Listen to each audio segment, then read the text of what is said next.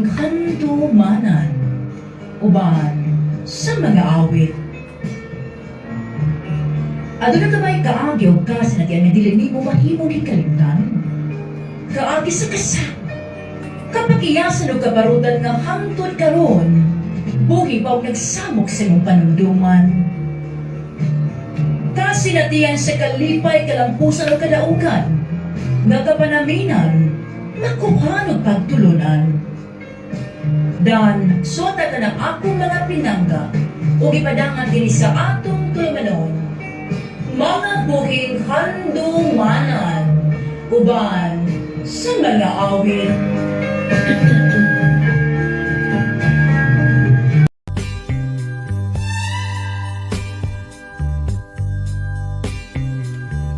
Ever Daris, Ate Eden.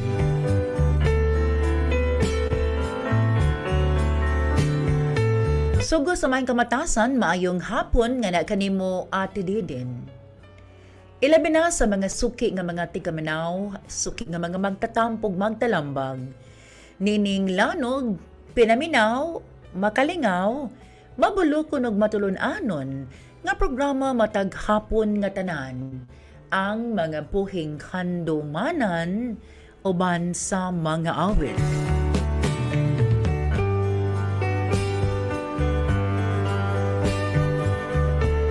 Tagwa lang ko sa pangalang Derek Ate Deden. Minyo, 37 anyos ang akong pangidaron ug adunay duha kamok mga anak.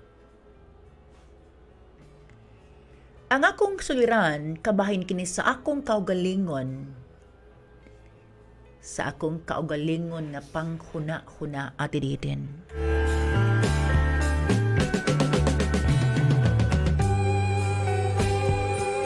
6 years na kami nga minyo sa akong asawa. Karon insecure gihapon ko sa akong asawa. Kay tungod sa una nga dalaga pa siya Ate Deden, aduna siya'y uyab, din akong nasayran nga adunay nahitabo tali kanilang duha.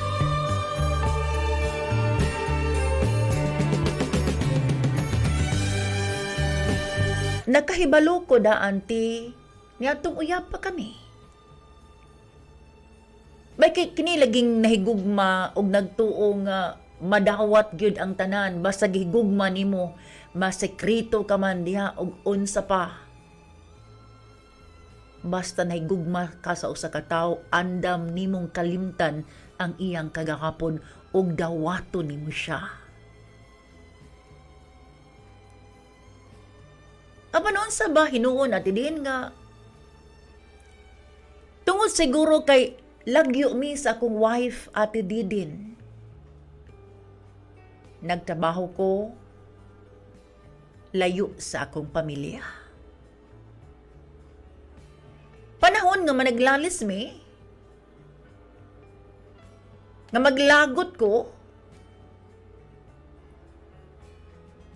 panahon nga muabot ang akong insecurities, ang akong kaselos ngadto kaniya Ate Din, muabot sa kung unahuna nga maayo pa unta og laing babae na lang ang akong gipakaslan. Total dili man sad ko na maoy nakauna sa akong asawa.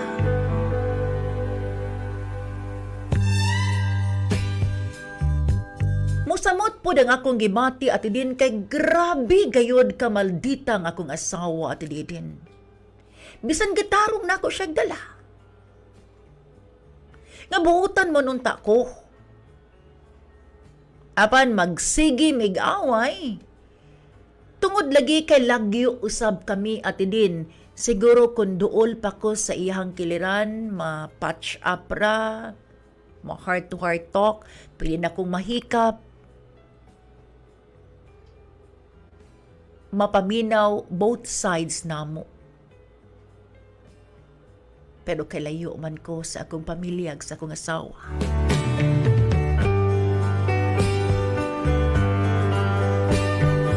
Kana bang magkatulog na lang ko at din nga di pagyud masettle ang among problema. Mutukar ang akong insecurities, di ko mo contact niya para why samok.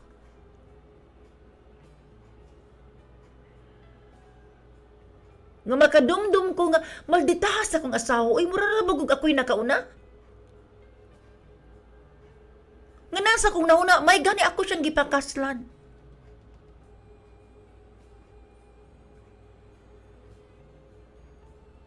Kini nga pagbati at din mo grabe panahon nga maglalis kami. Kabalo mo ate din? Adunay panahon nga makahuna-huna ko nga magbinuang na lang ko para patas mi. Nga mangita ko glaing babay tual kung total layo man siya nako. Total lagyo man kaming duwa. Pero ang akong mga anak mo'y akong gikaluyan at ididi. Nga malahig sa mong problema. Nga dili na hinon matiman sa akong asawa kay permi mang naausab sa akong huna-huna at din. Ang ganahan ko nga maglagot ang akong wife. Akong asawa madistorbo usab sa mong panaglalis. Lami lagi kaayong prangkahan. Ang akong asawa nga dili siya magsinubra sa iyang paggamaldita. Nga angay unta siya magpasalamat kay nagbinutan ko niya bisan sa iyang kagahapon.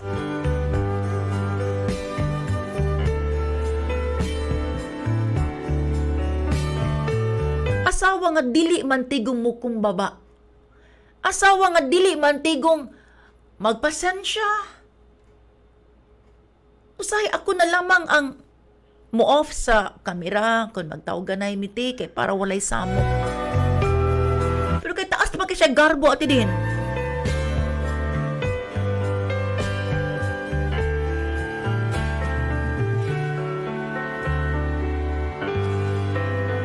Disturbo ko pila ka buwan tungod sa among status sa among relasyon sa akong asawa ate. Ako pong hunahuna, negatibo kaayo nga. Basin sa ako lang hunahuna nga magbinuang ko ang akong hinong asawa mo nagbinuang nako karon. Unsa may angay na kung pagabuhaton na din.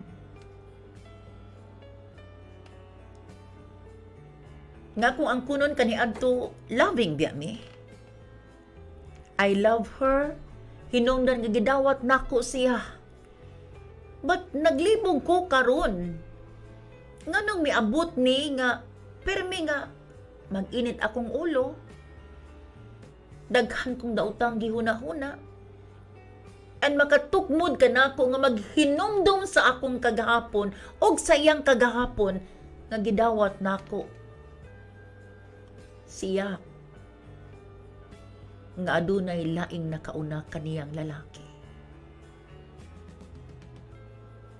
Ako ba'y sad, auntie? Unsa may angay na mong pagabuhaton? Kay maluoy kay kusbata. Nasayod ko nga akong mga hunahuna dili maayo. Nga akong tugbangan ang akong kalagot nga magbinuang ko para makabalos ko sa akong asawa. Ay, paita. Wa man unta ko naghandom ngayon ini. Kasamok ang among kaminyoon sa akong wife at ididin. Ate, mao kini ang akong problema sa pagkakaroon. Daghan kang salamat daan sa imuang paghatag og pagtagad, pagbasa sa kanginan sa akong suwatampo. Magpaabot ko nimo og sa imong mga kakaubanan diha. Nga matambagan magiyahan ko ninyo sa akong problema sa pagkakaroon. Anhid ako kutob. Gikan dini sa lalawigan sa Negros Oriental. Taga-diretsyon ko te. Pat na ako sa laing lugar nagtrabaho. Kanimo matenhuron, Derek.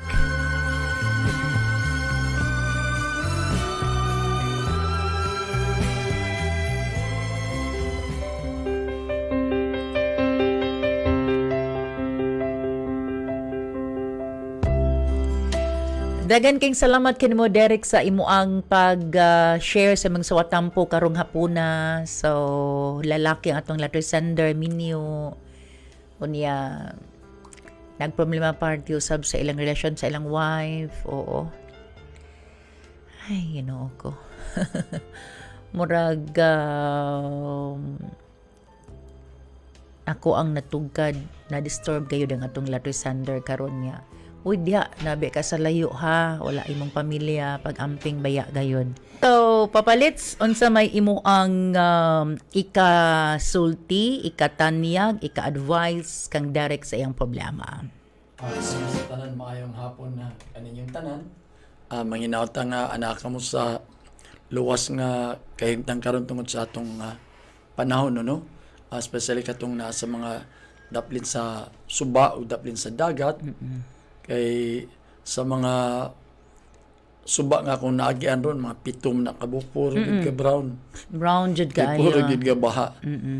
So, manginauta nga anata kita sa safe nga kahimtang. Yes. Okay, so sa akong nabati ni Derek, bali ko na ng lisura na nga kahimtang, no?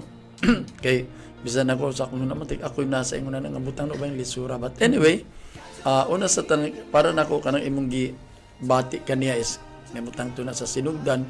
Bisan pagkakaroon gugmag yun na isa, no? Kay nabalaka mo po kaso una basta natay pagbati nga tinuray sa atong kapikas na gitay kabalaka. So hinaut lang nga katong imong kabalaka nga kanang karon nga kuano kanang bitong naimutang nga imong problema karon. Hinaut pa nga sana malugwayan na sa among or sana mamahinusan sa among pagtambag karon. So una sa tanan kanang laging mag LDR, no, kanang bitong mamanarbaho ka sa laing kuan laing lugar, dapat inyo tanang sabutan. Kay kanang bitong basta di mo magsabot ang mga lintunganay anak pareha na nahitabo kanimo ron anak yung mga pagduda. So which is makadaot sa imong kaugalingon, sa imong emotional psychological aspects sa imong panginabuhi.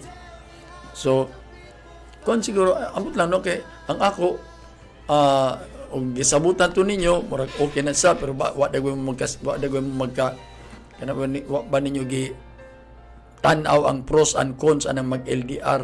So dili lang ni para nimo, no, para ni sa uban nga kana bitong plano na o nahitabo na nga nag long distance relationship mo kay tungod lagi sa trabaho, inyo usang sabutan ng mga pros and cons ana sa mga mahitabo kay sa pagkaroon sa atong letter sender mo na nahitabo. So siguro ang ako yung matambag anak para kay kita pamilya ato maginunaw na atong pamilya, pwede mo magsabot. Sabot mo nga mo pauli ba ka dire para kuan kanang dinhi na lang ka manarbaho para magsama sa imong gisulti nga og panalit dugol pa mo magkaistorya mo. So mao lagi na naiprosan ko so panalit ani pug ka nabakit trabaho dire mabuhi ba imong pamilya. Pero mao na sa ang atong ang atong mga priorities. Okay, ang priorities para sa kaugmaon sa imong mga bata, priorities para sa imong pamilya. So pwede sa siguro mo bakasyon kag karyot. Istorya taman-taman og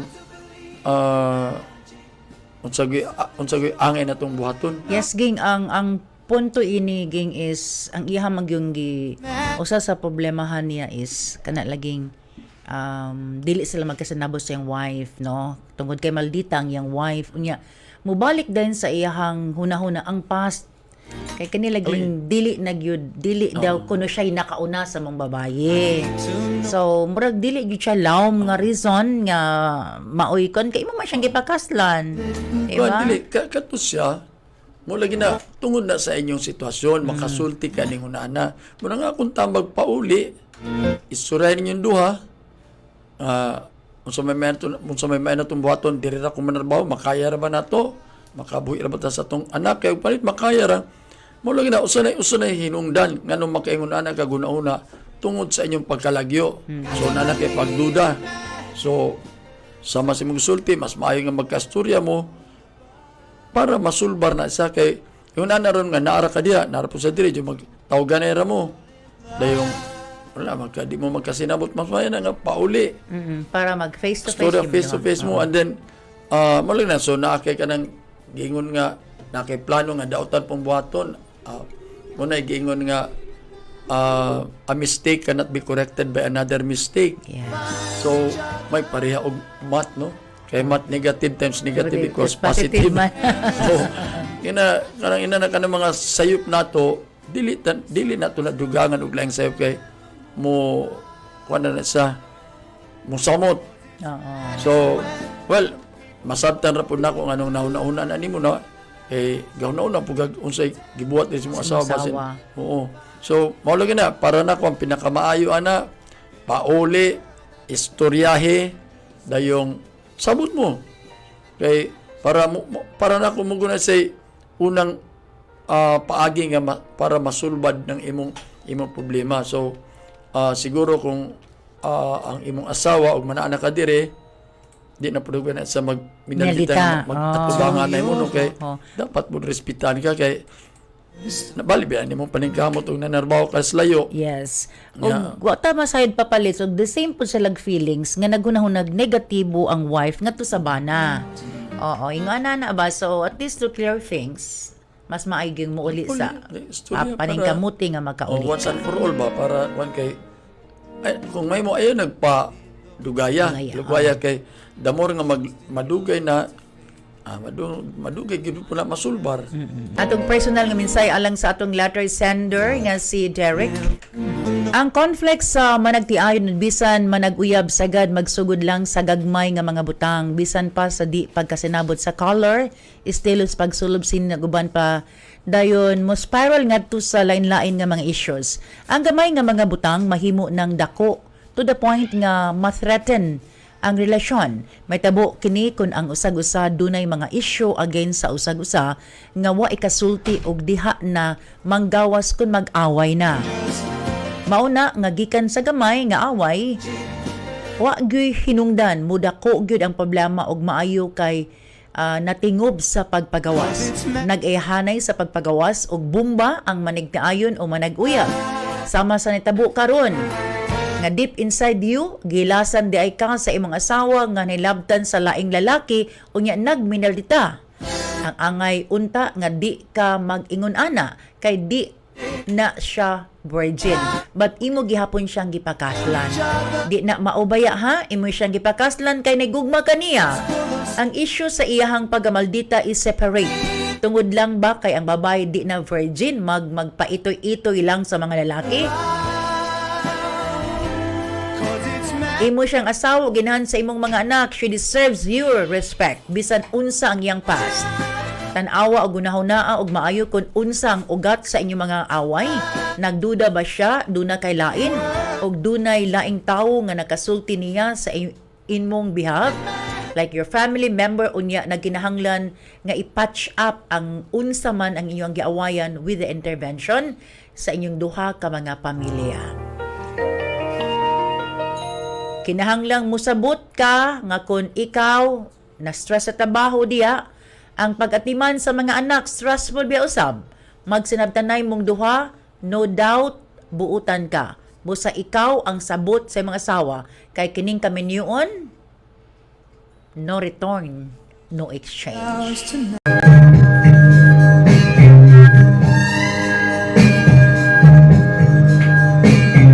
Di na tumubot ng biyakin yung akong mga pinangga. Apan sama sa dagat na rin pagtawag og pagkunasman, o ang adlaw rin pagsilang o pagsalo. Kini ang yung bus nga alagad kinahan higala sa kanginan nga si Ate Didid Gatchayan. Manamilit og magaingon. Daganting salamat sa inyong pagpaminaw.